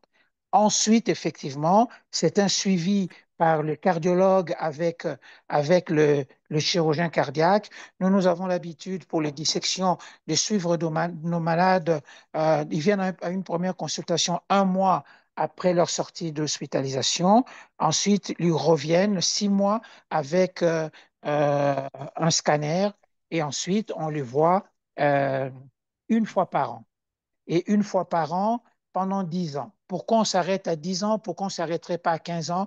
Ben, c'est parce on calcule juste l'espérance de vie des malades, comme la plupart sont des gens qui sont autour de 70 ans et que l'espérance de vie chez les hommes, et aussi parce que la plupart des dissections chez les hommes, c'est autour de 74, 76 ans, on se donne cette marge-là de 70 ans, on se dit, s'il y a un problème aortique, on peut le savoir dans les 10 ans, sinon les malades ont aussi le droit de mourir de toute autre chose que se focaliser sur l'aorte. Au-delà de 10 ans, on s'arrête. Sauf s'il y a effectivement une évolutivité détectée pour qu'on voudrait revérifier dans le temps, continuer à revérifier. Voilà. J'ai un petit élément que j'ai oublié de signaler. La particularité des dissections chez les Noirs, ça apparaît plus tôt que chez les Blancs, 10 ans plus tôt. Dans les types A, c'est autour de 41 ans et dans les types B, autour de 55 ans. Donc, c'est beaucoup Eh plus ben, précoce. ah oui, oui. Alors, ça correspond effectivement à l'impression non documentée, non suivie sur le plan statistique que j'ai vu ici.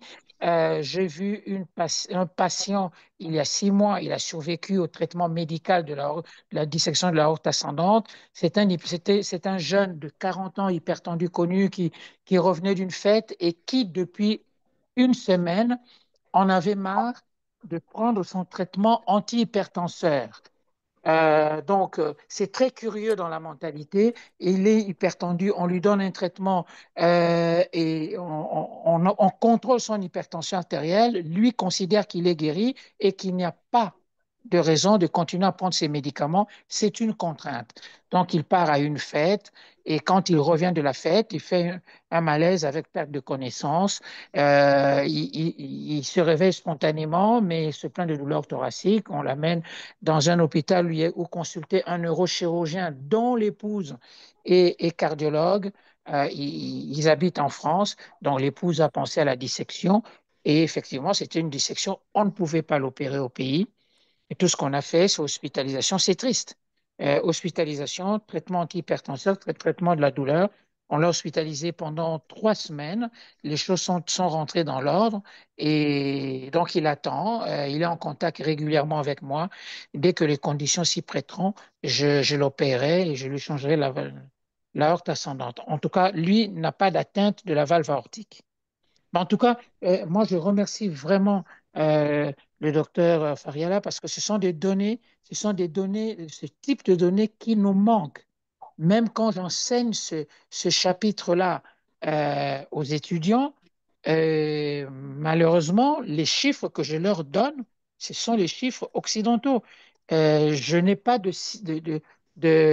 travaux faits par des Africains, en tout cas au niveau de l'Afrique centrale. Mais moi, j'ai mon petit registre personnel où j'ai des malades que j'enregistre, comme le dernier que j'ai enregistré, c'est une dame congolaise qui vit en Italie, qui est venue en vacances, douleur thoracique et découverte d'une dissection de type A, effectivement étendue à toute la horte. Impossibilité de l'opérer ici. Moi, j'étais en France, même si j'étais là, que ferais-je? Et donc, nécessité de le faire partir en Italie. Les compagnies d'aviation refusent de, de la prendre à bord, connaissant le diagnostic à cause de problèmes de variation de pression, notamment au moment du décollage.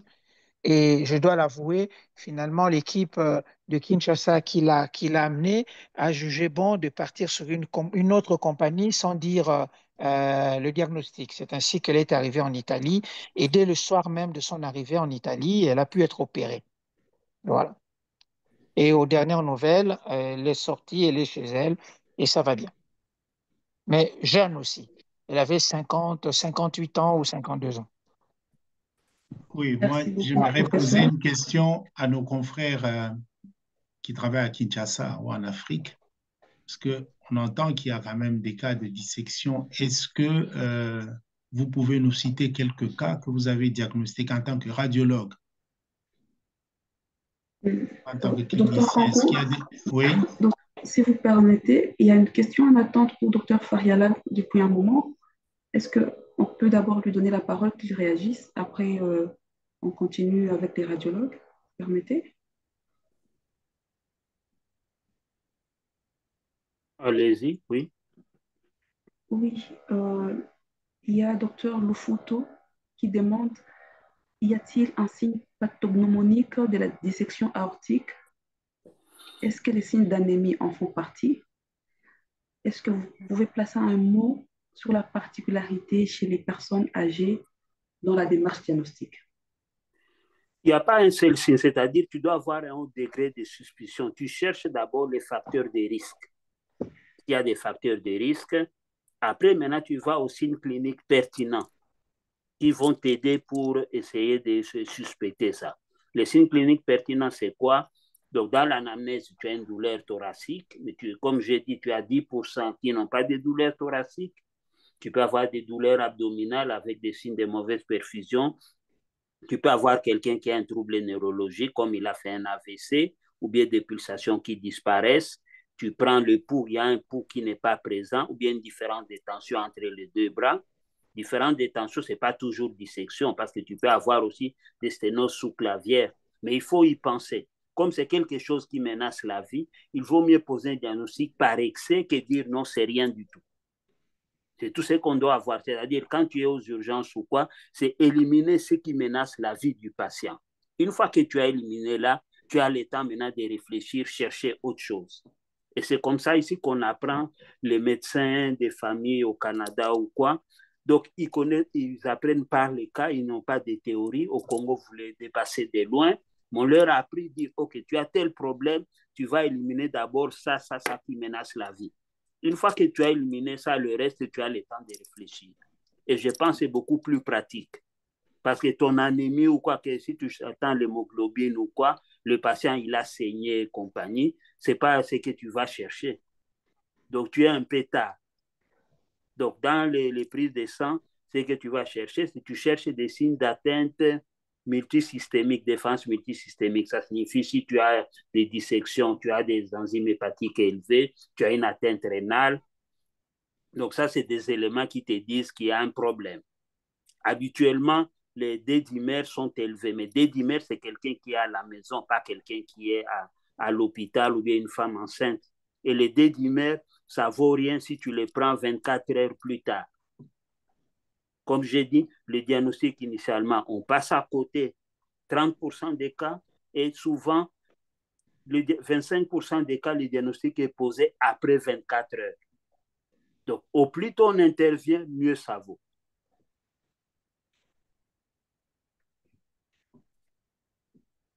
Merci, docteur Fariala. On peut revenir à la question du docteur Kankou qui est adressée à tous les publics. Mais il y a M. Marc qui a levé la main depuis un temps. Je lui donne la parole, il ne parle pas. Son micro reste coupé.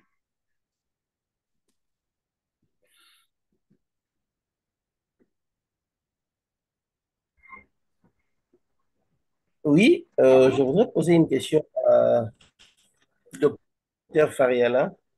Justement, je voulais savoir, est-ce qu'un hématome intramural, nécessairement, il y a dissection du, du vaisseau, ou même s'il n'y a pas de dissection, on peut avoir un hématome intramural? En fait, c'est C'est-à-dire, ce que je voulais savoir. l'hématome intramural, c'est une partie des trucs. Donc, tu peux avoir quelqu'un qui a une dissection. 12% des patients qui ont une dissection, ils ont un hématome intramural ou bien ulcère pénétrant. OK? Et comment on fait, par exemple, quand on fait les scanners, ils font d'abord sans injection pour voir justement si tu as un hématome intramural, tu vas le voir. C'est après qu'on fait l'injection, maintenant on veut voir la dissection, l'étendue, les zones ou quoi. Tout ça, savoir que si tu as un hématome intramural, qu'on dit des types A Merci, ou des types merci. B. Si tu as un type A, c'est-à-dire au niveau de l'aorte ascendante, tu les traites comme une dissection aortique. Les types B, il y a des gens qui disent, OK, si c'est des types B, tu peux essayer de stabiliser, mais les dangers de tout ça, ça peut évoluer vers une rupture et compagnie. Donc, considérez que tu as hématome intramural ulcère pénétrant, tu contactes les chirurgiens, c'est pluridisciplinaire, ce n'est plus pour toi à traiter. Donc, c'est être plus prudent parce que ça menace la vie du patient. C'est ça le plus important. Je peux compléter, docteur Fariala? Allez-y, oui. Oui, mais j'ai exposé, hein, je l'ai dit tout à l'heure, ce n'est pas une entité à part, hein, l'hématome, hein, ça peut être un état avant une dissection. Il précède une dissection. J'ai montré un graphique, si je pourrais encore repartager l'écran pour que vous puissiez voir. L'hématome intramural, souvent, c'est la rupture des vases vasorum dans la média. D'accord? Et dans un hématome, ça peut se stabiliser, hein? Ça ne va pas nécessairement évoluer vers une dissection. Voilà un peu la question. Merci. Mais tous ces états-là, ces trois entités, exposent le patient au risque de rupture aortique. Il y a un graphique que j'ai montré au tout début, je ne sais pas si vous étiez là, qui montre bien la relation entre toutes ces entités-là. Donc, ça se tient. Voilà. D'accord, docteur Kankou. Peut-être maintenant, on peut donner la parole aux radiologues qui sont là, les radiologues qui travaillent au pays comme moi, qui disent qu'ils donnent un peu leur expérience par rapport au diagnostic de dissection aortique au pays.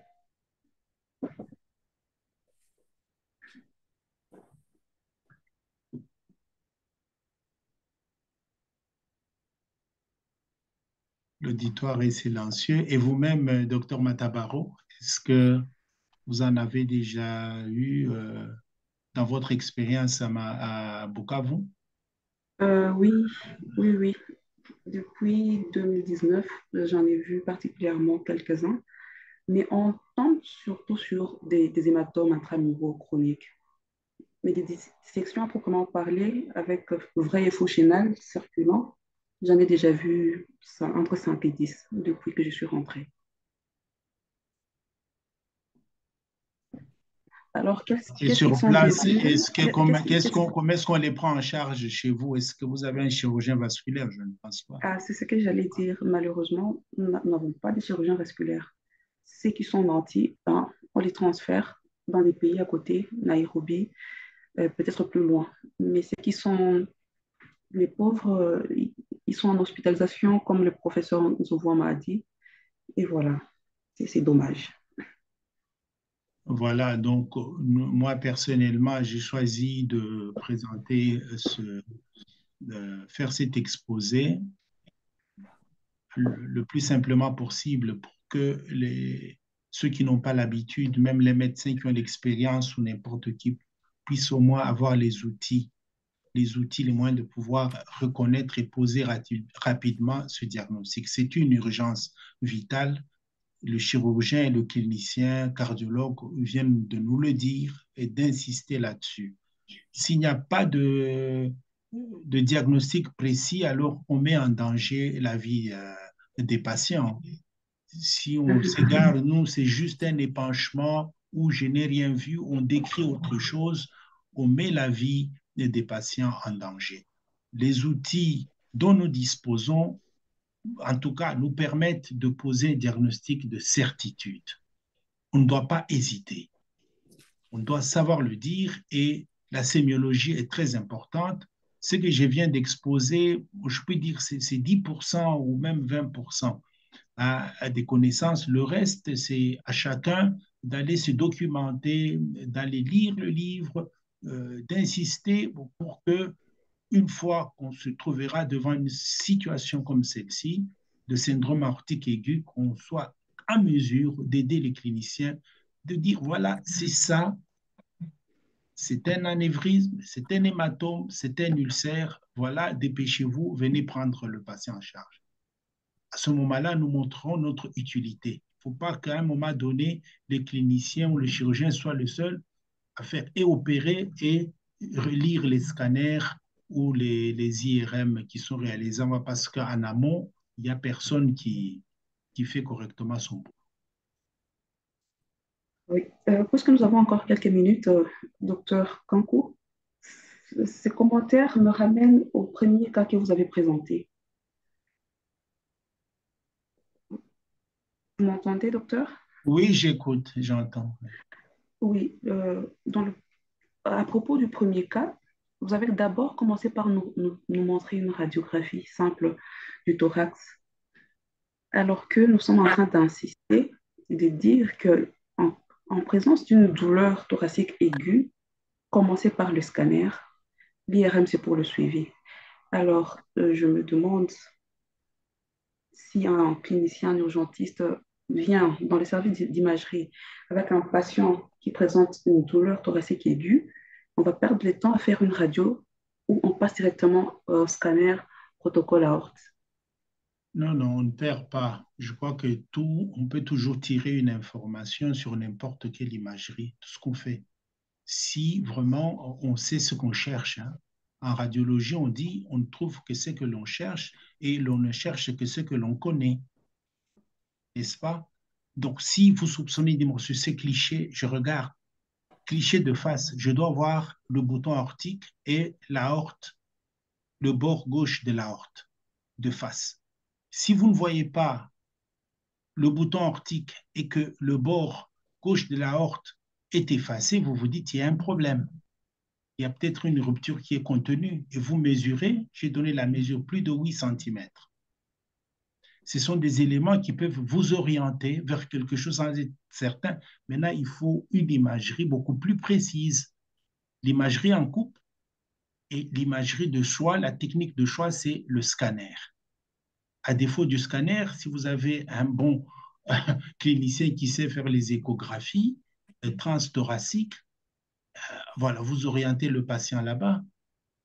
Moi, personnellement, j'avais vu une dissection chez une femme, et c'est une dissection chronique, c'est de type B, qui venait pour autre chose. J'ai posé la sonde et j'ai vu le flap qui ondulait dans la lumière.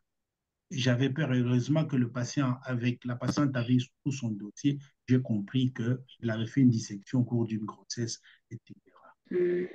Voilà, donc toutes les techniques sont bonnes, mais voilà, selon les moyens. Une radiographie thorax, il faut toujours la faire. Même le patient, il avait une radiographie thorax. D'ailleurs, c'est l'examen le plus demandé, hein, qu'on fait.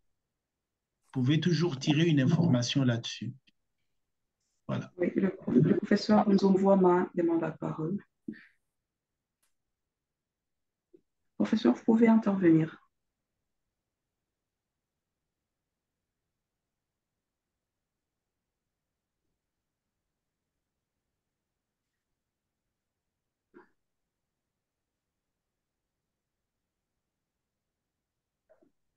Ah oui. Bon, excusez-moi parce que je n'arrivais pas à trouver le bouton du micro. Moi, ce que je pourrais dire en complément, c'est que de mon expérience, il y a deux cas de figure. Lorsque le patient, soit le patient arrive avec des signes cliniques qui font orienter vers la possibilité d'une dissection aortique, dans ce cas-là, en général, on va directement vers le scanner à condition que le patient soit stable. Mais il arrive qu'un certain nombre de cas de dissection aortique aient de radio de thorax. Et pourquoi? C'est parce que ce sont ces malades qui arrivent avec des douleurs thoraciques un peu bâtardes et on leur fait une radio de thorax en se disant, bon, on ne sait rien, on fait la radio de thorax et là, quand on a l'habitude de voir ce type de radio de thorax en rapport avec la dissection aortique, comme disait le docteur Kankou, on ne voit que ce qu'on connaît. Soit le radiologue te fait remarquer les calcifications, les deux bords, l'élargissement du médiastin supérieur. Et en général, ces gens de malades, on leur fait le scanner dans la foulée. Donc, deux cas de figure. des signes faisant penser directement à une dissection aortique, on va franco faire le scanner. Douleur thoracique un peu bâtarde, comme on le fait chez tous les malades avec douleur thoracique, on leur fait une radio de thorax. Mais je voudrais ajouter un mot s'agissant de l'échographie. S'agissant de l'échographie, c'est que lorsque le malade est stable, il revient, on lui fait son scanner parce qu'on a de signes qui font penser à la dissection. En général, je dois avouer que on ne passe pas vraiment son temps, du moins l'expérience que j'ai, à faire une échographie transthoracique. Mais cependant, on fait l'échographie transœsophagienne. Opératoire. Deux cas. Oui, donc au bloc opératoire, le malade est endormi. C'est en général l'anesthésiste qui passe la sonde d'échographie transésophagienne et on voit le flap.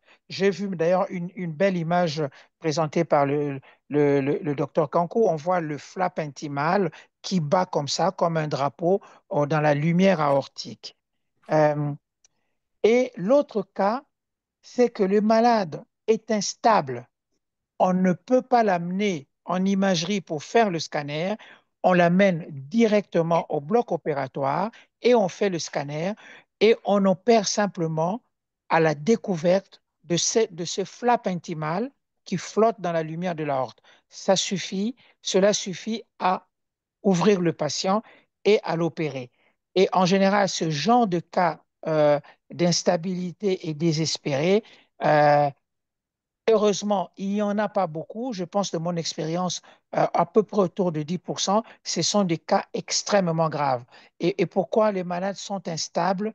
Pensez à la horte ascendante, c'est très vraisemblablement parce qu'il y a eu une tamponnade et tout, et qu'il y a eu une rupture et on ne peut pas l'amener là-bas.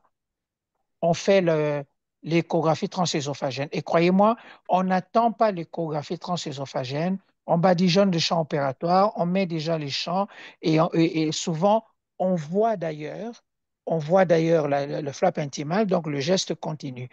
2 ou 3 fois dans mon expérience, il est arrivé que un malade arrive avec une grande instabilité hémodynamique et comme ce malade, on ne savait pas trop ce qu'il y avait, qu'il était hypertendu, tout le monde a pensé dissection, on l'a amené au bloc opératoire, on a fait le TO, il n'y avait pas de flap intimal. On l'a stabilisé sur table opératoire. On est reparti avec lui euh, en, en imagerie. Dans l'entretemps, on a eu des résultats de bilan. En fait, ce monsieur était en train de faire une ischémie mésentérique très, très étendue, qui était hors de toute ressource et qui expliquait l'état de choc qu'il présentait. Et juste pour terminer, lorsque j'étais à Paris, à la Pitié, euh, mon patron de l'époque, vu qu'on avait quelques soucis avec nos dissections aortiques opérées et qui mouraient d'ischémie mésentérique, il avait décidé pendant un certain temps, c'est que dès que la dissection aortique arrive, si le malade se plaint de douleur abdominale ou à la diarrhée, on fait une petite laparotomie et on regarde, parce que nous n'avions pas en chirurgie cardiaque de quoi faire la cellule. Et puis, c'est compliqué de faire la cellule à ces malades de dissection aortique qui sont instables. On ne peut pas leur faire un gros pneumopéritoine. Ça les gênerait encore sur le plan respiratoire et surtout hémodynamique. Respiratoire, ça peut s'arranger puisqu'ils sont intubés, ventilés. Et je peux vous dire qu'il nous est arrivé sur quelques malades de retenir la main parce que le tableau était déjà plié. C'est que la petite laparotomie montrait déjà des zones d'ischémie très, très étendues et on s'arrêtait là. Voilà ce que j'allais compléter donc, sur la radio. Euh, voilà. Merci bien. Merci beaucoup, Ah, voilà le professeur. flap intimal qu'il vient de nous montrer là. Ouais, voilà, le flap intimal est là. Vous voyez cette bande blanche au milieu indiquée par la flèche parce que l'image est statique. Mais si vous voyez ça sur ETO, vous allez voir, ça bouge, ça flotte. Effectivement, ça donne l'image d'un drapeau au vent. Merci. Merci beaucoup. En tout cas, le docteur quand on nous a dit qu'on pouvait tout oublier, mais retenir que dans un syndrome aortique aigu, il y a trois entités. Premièrement, l'hématome intramural. Deuxièmement, l'ulcère athéromateux pénétrant. Et enfin, la dissection de l'aorte. Et que toutes ces trois entités exposaient les patients à une rupture aortique qui est une urgence vitale. Que le scanner était l'examen de choix avec injection de produits de contraste et que l'IRM était plus réservé à la surveillance. La prise en charge dépend du type. Si c'est le type A, c'est la prise en charge chirurgicale, c'est-à-dire remplacer l'aorte ascendante. Et si c'est le type B, c'est le traitement médical. Je pense que nous pouvons nous arrêter par là pour aujourd'hui. Nous remercions encore très vivement le docteur Kankou pour cette brillante présentation. Nous remercions de tout cœur nos deux panélistes, les professeurs Zouvoama et le docteur Fariala. Nous avons appris beaucoup de choses et nous vous donnons rendez-vous à lundi prochain. Merci beaucoup. Merci. Au Merci revoir à beaucoup. tous.